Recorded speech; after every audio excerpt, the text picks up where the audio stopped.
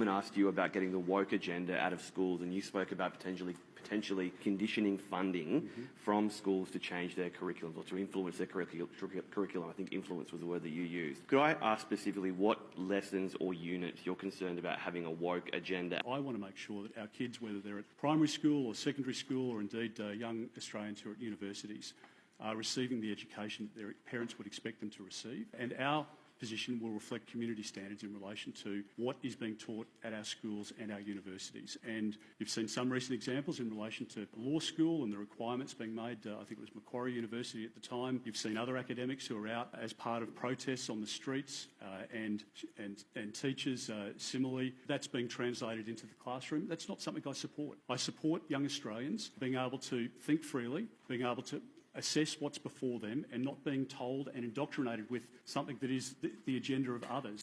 What is woke? So Peter Dutton couldn't answer this question, what is woke? It came from African American vernacular. It was meant to make the African American community aware of the social issues that affect Black communities. And so really staying woke from the original meaning of it is stay aware of social injustices, especially racism and police brutality. And it was then popularized during the Black Lives Matter protest movement.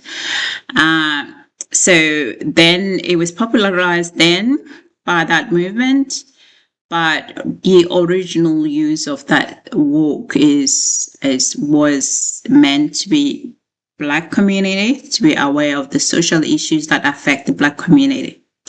So I'm saying that because a lot of identities are getting hijacked and used, and then in a way that actually is not appropriate. So it's so important that you actually safeguard your own identity and the culture that you have, so you don't get other people to hijack your identity in order to either to capitalize on it or to weaponize it or to shield themselves from scrutiny. So that is the thing that you need to be aware of it and really reject the use of any cultural meaning stuff that people use that may be misused by others. As we can see that this time now it came from that community and now it's gone to mainstream and it's now been misused for what it was really meant to be. It was meant to be aware of social injustices like racism and inequity in our community.